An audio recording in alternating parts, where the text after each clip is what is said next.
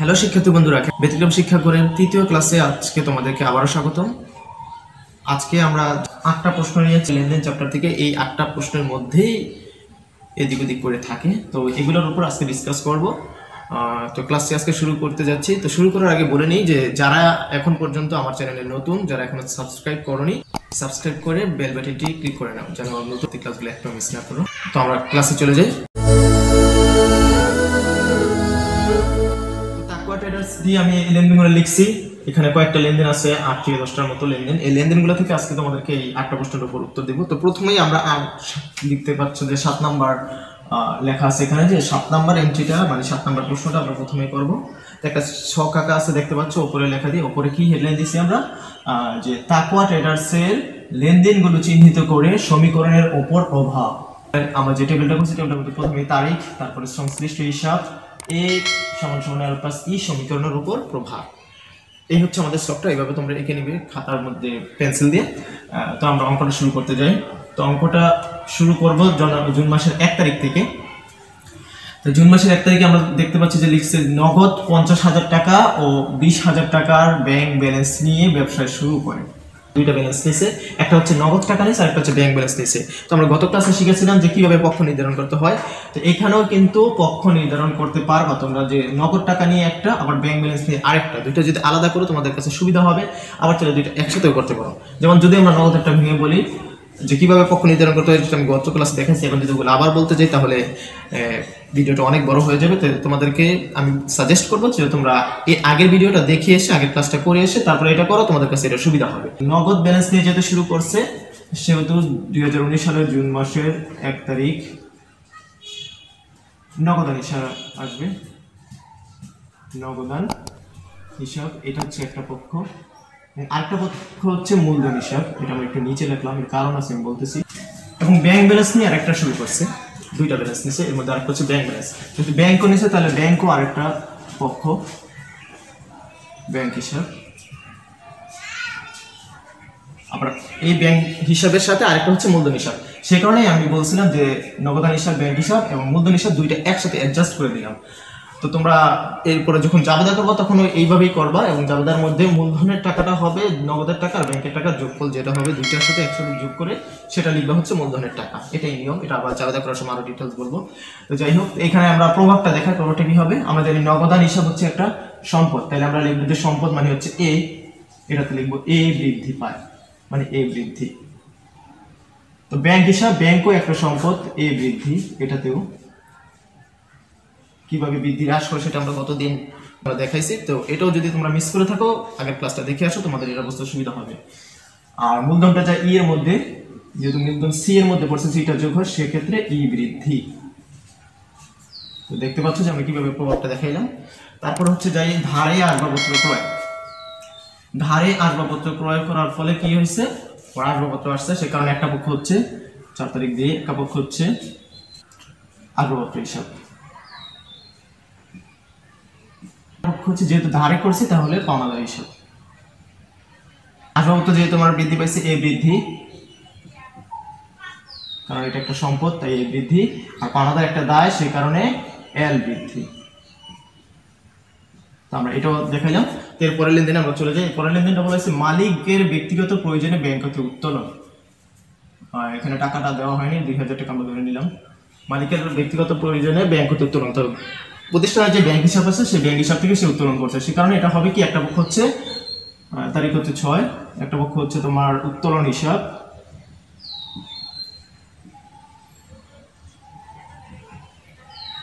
আরেকটা পক্ষ হচ্ছে ব্যাংক থেকে যেহেতু সে টাকাটা নিচ্ছে, ব্যাংকের টাকা কমছে, সে কারণে ব্যাংক হিসাব। উত্তোলন যেহেতু একটা খরচের মতোই অনেকটা ওই ই এর মধ্যে যায়, ইতে যেহেতু উত্তোলনটা বিয়োগ হয় সে কারণে ই এটাতে হ্রাস। আর ব্যাংক হিসাব, ব্যাংকের ব্যালেন্সটাও কমতেছে, সেই কারণে ব্যাংক একটা সম্পদ, সেই কারণে এও হ্রাস। আচ্ছা, তারপরে লেনদেন আমরা চলে যাই। তারপরে লেনদেনটা আমরা পেয়েছি পণ্য বিক্রয় করে চেক প্রাপ্তি। হ্যাঁ, এটা একটা লেনদেন, তো এটা আমরা করি চেক প্রাপ্তি। তো আমরা পাইছিলাম কি চেক, তার মানে ব্যাংকের টাকা বাড়ছে, ব্যাংক হিসাব একটা পক্ষ। আরেকটা পক্ষ হচ্ছে বিক্রয় করার ফলে পাইছি, সে কারণে বিক্রয় হিসাব।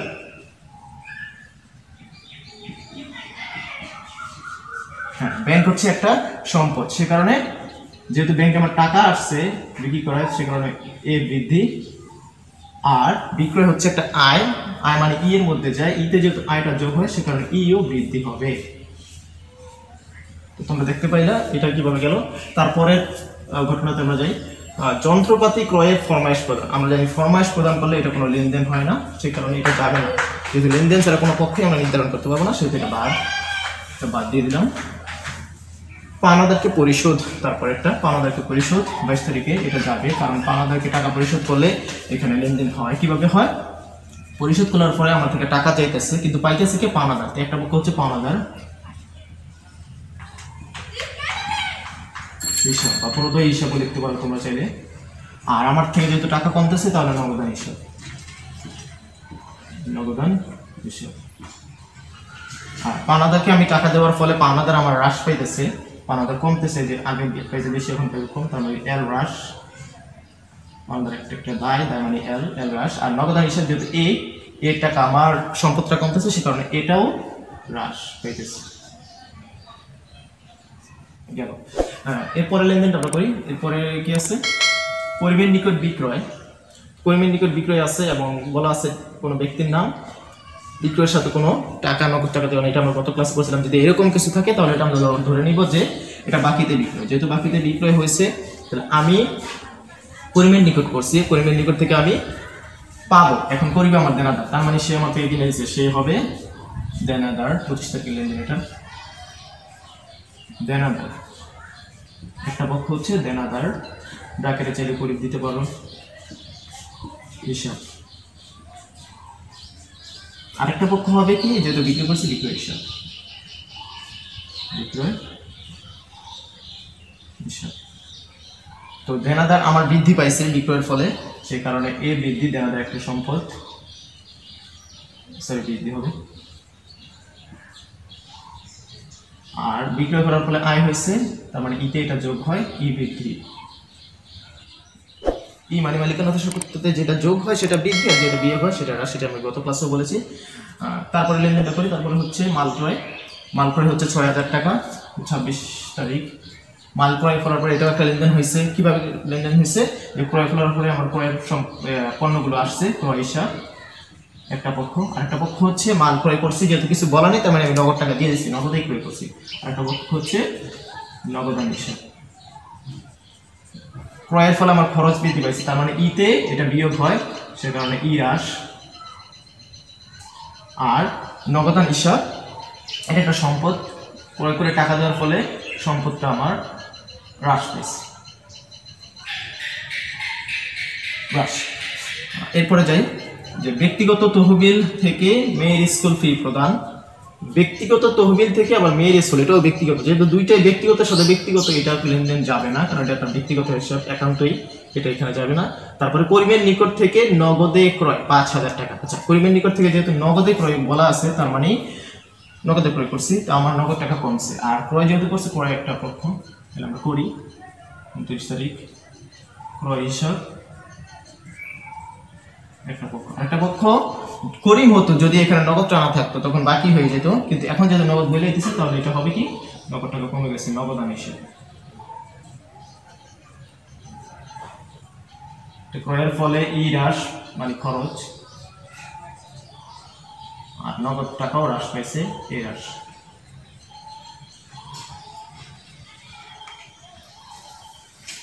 আচ্ছা, এর পরবর্তী আমরা লাস্ট লেনদেনটা করি। লাস্ট লেনদেনটা কি বলা আছে? 30 তারিখের লেনদেনে বলা আছে যে কর্মচারীর বেতন প্রদান 3000 টাকা। প্রতিষ্ঠানের কর্মচারী নিয়োজিত ছিল, তাকে বেতন প্রদান করা হয়েছে 3000 টাকা। 3000 টাকা বেতন করার ফলে কি কোন খাতে যাইতেছে? বেতন খাতে। 30 তারিখ। তাহলে একটা পক্ষ হচ্ছে বেতন হিসাব, আরেকটা পক্ষ হচ্ছে টাকা যাইতেছে, নগদান হিসাব।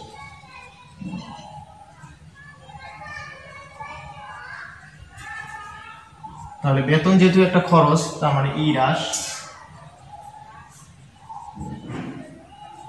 আর সম্পদও কমতেছে, নগদ টাকা দেওয়ার ফলে সম্পদ হ্রাস লিখতে সমস্যা হচ্ছে, জায়গা হচ্ছে না।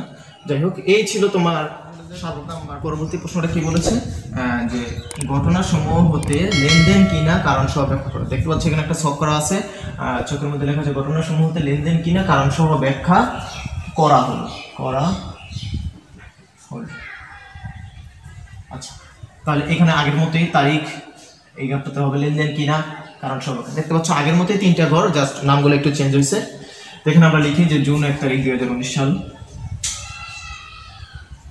জুন মাসের 1 তারিখ।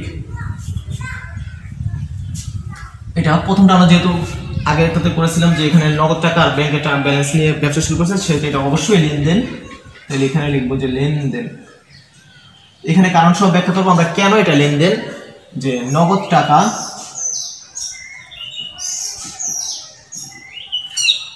ও ব্যাংক ব্যালেন্স নিয়ে, ঠিক আছে, এই কারণে। পরবর্তীটা কি বলা আছে, ধারে আসবাবপত্র ক্রয়। ধারে আসবাবপত্র ক্রয় করে যেহেতু এটাও একটা লেনদেন, কারণ এখানে আবদ্ধ করে ফেলে নগদের অর্থে আদান প্রদান যদিও হয় নাই, কিন্তু এখানে একটা লেনদেন জড়িত আছে। লেনদেন লিখলাম, লেনদেন। ধারে আসবাবপত্র ক্রয় করার ফলে কি হয় সেটা আমরা এখানে লিখবো। তো ধারে আসবাবপত্র ক্রয় করায় প্রতিষ্ঠানের আসবাবপত্র বা সম্পদ বৃদ্ধি পেয়েছে এবং পাওনাদার বা দায় বৃদ্ধি পেয়েছে, তাই এটি একটি লেনদেন। 6 নম্বর লেনদেন। কেন লেনদেন, মালিক ব্যক্তিগত প্রয়োজনে প্রতিষ্ঠানের ব্যাংক হিসাব হতে অর্থ উত্তোলন করায় প্রতিষ্ঠানের সম্পদ হ্রাস পেয়ে, তাই এটি একটি লেনদেন। এটা 7 নম্বরে। পণ্য বিক্রি করে চেক প্রাপ্তি।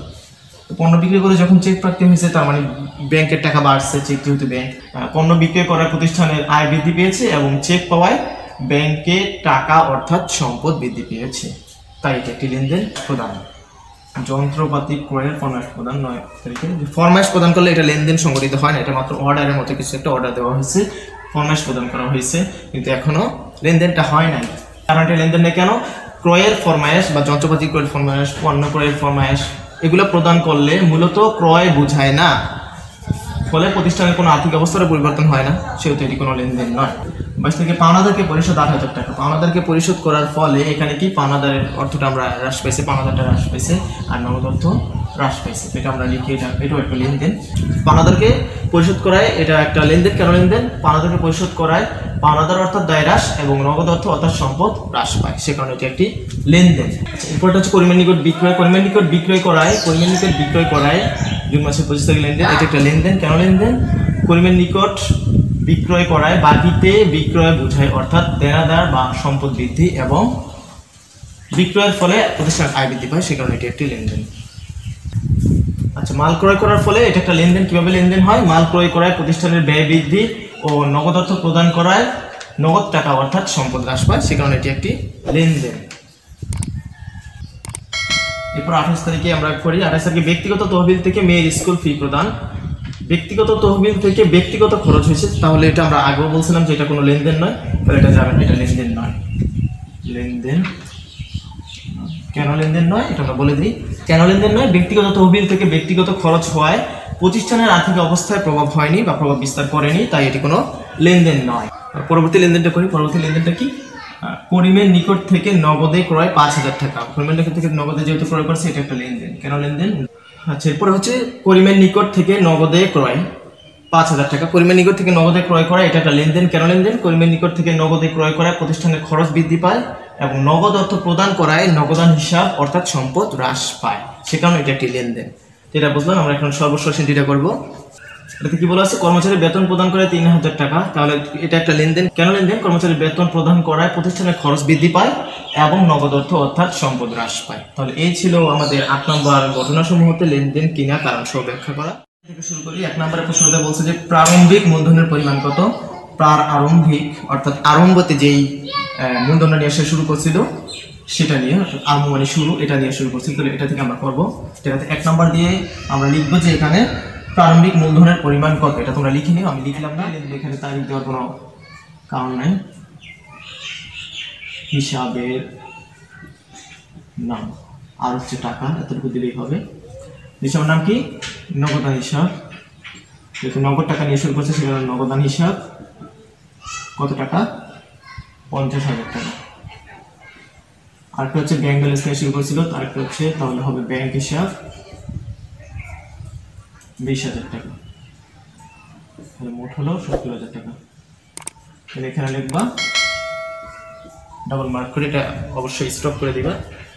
এটা হচ্ছে 70,000 টাকা প্রান্তিক মূলধন। 2 নম্বরে লেনদেন নয় এর পরিমাণ নির্ণয় করো। তাহলে আমরা এখানে দুইটা মার্ক করে রাখছি অলরেডি, যে দুইটা লেনদেন নয় ক্রস দিয়ে, তো এই ক্রসগুলোই আমরা এখানে তুলে দিব। 2 নম্বরে লিখবা যে ঘটনার সময়তে লেনদেন নয় এর পরিমাণ নির্ণয় করা হলো। এগুলো দিয়ে তারিখ, ঘটনা আর হচ্ছে টাকা, যেহেতু পরিমাণ চলছে সেখানে টাকাটা আমরা দিয়ে দিব। এখানে এইভাবে তারিখটা দিবা 2019 সালের জুন মাসে। প্রথমে কয় তারিখ আছে? 9 তারিখে। কি আছে? যন্ত্রপাতি ক্রয়ের ফরম্যাট ফরমান। তাহলে লিখবা যন্ত্রপাতি ক্রয়ের ফরমাইশ কত টাকা? 2000 টাকা। এখানে লিখে দেবো 2000 টাকা। আরেকটা হচ্ছে জুন মাসের 28 তারিখে, এখানে আমরা লিখছি 28 তারিখে, ব্যক্তিগত তহবিল থেকে মেয়ের স্কুল ফি প্রদান। তাহলে এইটাই লিখবা, ব্যক্তিগত তহবিল থেকে 500 টাকা। তাহলে আর কোনোটা লেনদেন নেই, এরকম নেই, এই দুইটাই লেনদেন নয় ছিল। তাহলে দুইটা আমরা যোগ করে দিই 2500 টাকা, ডাবল মার্ক করে ক্লোজ করে দিই। এই সম্পূর্ণ স্কেলের কাজটা তোমরা অবশ্যই পেন্সিল দিয়ে করবে, স্কেল দিয়ে করবে, ঠিক আছে। 3 নম্বর প্রশ্ন কি বলছে যে নিট প্রদেয় বা পাওনাদার কত। আর এখানে আরেকটা প্রশ্ন আমি অ্যাডজাস্ট করে দিয়েছি যে আসবাবপত্রের অপরিশোধিত মূল্য নির্ণয় করো। এখানে যেহেতু পাওনাদার কিনা সেটাকে নির্ণয় করতে হবে, যে কোথায় ধারে আমি ক্রয় করছিলাম সেক্ষেত্রেই পাওনাদার হবে। ধারে আমি ক্রয় করছিলাম এখানে, সে কারণে আমার পাওনাদার হয়েছিল। আমরা গত অঙ্কতে দেখেছি, মানে হচ্ছে 7 নম্বর 8 নম্বর দেখেছি যে এখানেই পাওনাদার হয়েছিল। যেহেতু এখানে আমরা ধারে আর ক্রয় করছিলাম, আমরা দেখাইছিলাম ধারেতে পাওনাদার আসছিল, সেহেতু এটাই পাওনাদার। এটার আমরা অবশ্যই নিচেই দেখবো যে আমরা পরিশোধ করছি কিনা, তাহলে পরিশোধটা বাদ দিয়ে বাকিটা থাকবে হচ্ছে অপরিশোধিত। সেটা আমরা দেখি কিভাবে। 3 নম্বর অঙ্কের প্রশ্ন তোমরা লিখবা যে নিট প্রদেয় এর পরিমাণ নির্ণয়, অথবা নিট পাওনাদারের পরিমাণ নির্ণয়, অথবা আসবাবপত্রের অপরিশোধিত মূল্য নির্ণয়। যেভাবে প্রশ্ন থাকবে সেভাবেই ঠিক উত্তরের হেডলাইনটা লিখবা। এখানে গড় করবা তারিখ, এখানে বিবরণ দিলাম। এবার তোমার অনেকগুলো নাম চাইলে দিতে পারো এখানে। এবার আমি বিবরণ দিলাম 2019 জুন মাস। তো কয় তারিখে এটা বাকি ছিল সেটাকে তুলবো। ধারে আগপত্র ক্রয় 4 তারিখে ছিল, তাহলে 4 তারিখে ধারে আগপত্র ক্রয়, ধারে আসবাবপত্র ক্রয় কত টাকা? 10,000 টাকা। এখন পরিশোধ করছে কবে? আমরা খুঁজে দেখবো যে পরিশোধ করছে কবে। পরিশোধ করছে হচ্ছে এই যে পাওনাদারকে পরিশোধ 8,000 টাকা। এই যে 8,000 টাকা পরিশোধ করছে, এটা আমরা লিখবো যে জুন মাসের 22 তারিখ বাদ পাওনাদারকে পরিশোধ পরিশোধ 8,000 টাকা। বাদ দেওয়ার ফলে থাকে 2,000 টাকা, এটা ডাবল মার্ক করে দিবা।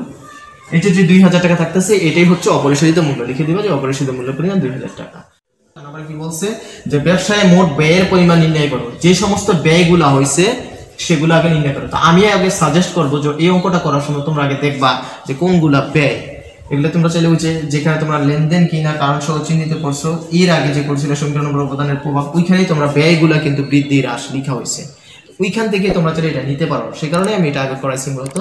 ওইখান থেকে দেখে দেখে তোমরা নিবা। আমার তো এখানে নাই, আমি নিতে পারছি না। তোমরা চাইলে ওই অঙ্কটা থেকে দেখে দেখে নিবা যে কোনগুলা ব্যয়। আচ্ছা, 4 নাম্বারটা যেহেতু ব্যয়ের জন্য আমরা আগে প্রথমে একটা ছক করলাম, তারিখ, বিবরণ, টাকা। বিবরণের জায়গায় তোমরা চাইলে সংশ্লিষ্ট হিসাব লিখতে পারো। এখান থেকে আমরা যেগুলা ব্যয় সেগুলো আগে নির্ধারণ করি। ব্যয়গুলা কি কি? ব্যয়গুলো এখানে ধারার মতো এটা ব্যয় নয়। মালিকের ব্যক্তিগত প্রয়োজনে ব্যাংক তুলনা এটাও ব্যয় নয়, কারণ এটা মালিকানার সাথে জড়িত। পণ্য বিক্রি করে চেক প্রাপ্তি, এটা আয়, ব্যয় নয়। যন্ত্রপাতি করে, এটা তো কোনো লেনদেনই নয়। পাওনাদারকে পরিশোধ, এটাও কোনো ব্যয় নেই, কারণ এটা হচ্ছে পাওনাদার একটা দায় ছিল, দায়কে পরিশোধ করছে। তারপর হচ্ছে কর্মীর নিকট বিক্রয়, এটা হচ্ছে আয়, এটা ব্যয় নয়, এটাও বাদ। চাইলে বাদগুলো আমরা চাইলে ক্লোজ দিয়ে দিতে পারি। তারপর হচ্ছে মাল ক্রয়, এটা হচ্ছে একটা ব্যয়, পাইলাম একটা ব্যয়। ব্যক্তিগত তহবিল, এটা তো কোনো লেনদেনই নেই, এটা বাদ। কর্মীর নিকট থেকে নগদে ক্রয় 5,000 টাকা, এটা একটা ব্যয় যেহেতু ক্রয় করছে। কর্মচারী বেতন প্রদান, এটা একটা ব্যয়। তাহলে আমরা 3টা ব্যয় পাইলাম, একটা দুইটা 3টা ব্যয় 26, 29, 30 তারিখে। তো এই 3টা ব্যয় আমরা এখানে নিব। জুন মাসের 26 তারিখে প্রথমে মাল ক্রয় লিখবো, যে মাল ক্রয় কত টাকা? 6,000 টাকা, লিখলাম 6,000 টাকা। তারপর হচ্ছে জুন মাসের তোমার 29 তারিখ কর্মীর নিকট থেকে নগদে ক্রয় লিখবা, কর্মীর নিকট থেকে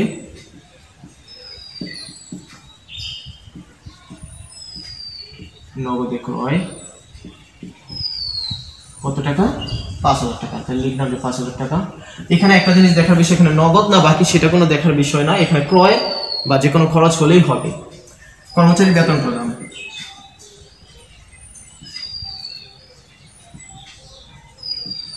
বেতন প্রদান বা কর্মচারী বেতন প্রদান লিখতে পারো 3,000 টাকা। এখন আর যেহেতু নাই 3টা যোগ করে দেবো, 5 3 8 আর 6 হচ্ছে 14,000 টাকা। মোট এই হচ্ছে তোমার ব্যবসায় মোট ব্যয়ের পরিমাণ নির্ণয় করা হলো। দেখি 5 নম্বরে কি চাইছে। 5 নম্বরে চাইছে হচ্ছে নিট ক্রয়ের পরিমাণ নির্ণয় করো, আর 6 নম্বরে চাইছে নিট বিক্রয়ের পরিমাণ নির্ণয় করো। তো আমরা দুইটা সিরিয়ালে করি, সর্বশেষ দুইটা অঙ্ক আছে। 5 নম্বরে নিট ক্রয়ের পরিমাণ তোমরা এখানে 5 নম্বরে লিখলাম, তোমরা লিখবা নিট ক্রয়ের পরিমাণ নির্ণয় করা হলো, টানবা তারিখ, এবার লিখলাম সংশ্লিষ্ট হিসাব টাকা। আমি বিভিন্ন নাম বিভিন্নভাবে দেখা দিতেছি। তারপর 2019 সালের জুন মাসের কয় তারিখে দেখা যাক যে ক্রয় করা হয়েছিল নিট ক্রয়ে। আমরা দেখতেছি ওইখানে কোনো ক্রয় নেই, 26 নম্বরে একটা ক্রয় আছে আর আরেকটা ক্রয় আছে 29 নম্বরে। তো এই দুটো আমরা অ্যাডজাস্ট করবো। এখানে 26 তারিখে একটা, 26 তারিখে গেছে মাল ক্রয়, মাল ক্রয় কত টাকা? 6,000 টাকা। আরেকটা হচ্ছে জুন মাসের 29 তারিখ করিমের নিকট থেকে নগদ ক্রয়, করিমের নিকট থেকে নগদে ক্রয় 5,000 টাকা। আর যেহেতু ক্রয় নেই তাহলে এই দুইটা যোগ করে দেবো, 5 আর 6 হচ্ছে 11,000 ডাবল। সর্বশেষ যে 6 নম্বর অঙ্কটা আছে, কারণ 7 8 আমরা আগেই করেছি। 6 নম্বরে নিট বিক্রয়ের পরিমাণ নির্ণয়, এটা করবো। তো তোমরা এখানে হেডলাইন লিখবো যে নিট বিক্রয়ের পরিমাণ নির্ণয় 6 নম্বরে। এরপরে তারিখ, সংশ্লিষ্ট হিসাব টাকা, আগের মতোই ঠিক। এখানে 2019 সাল জুন মাসের কত তারিখ হয় সেটা আমরা দেখি যে বিক্রয়। তো আমরা এখানে খুঁজবো যে কোথায় কোথায় বিক্রয় আছে। 1 নম্বরে আমরা দেখতে পাচ্ছি যে 7 নম্বরে এটিতে বিক্রয় আছে, এর আগে বিক্রয় নেই, পণ্য বিক্রি করে চেক প্রাপ্তি। আরেকটা আছে হচ্ছে করিমের নিকট বিক্রয় 25 তারিখে, একটা 7 তারিখে একটা 25 তারিখে। তাহলে আমরা লিখি যে জুন মাসের 7 তারিখ পণ্য বিক্রি করে চেক প্রাপ্তি, পণ্য বিক্রয় করে চেক প্রাপ্তি কত টাকা? 5,000 টাকা।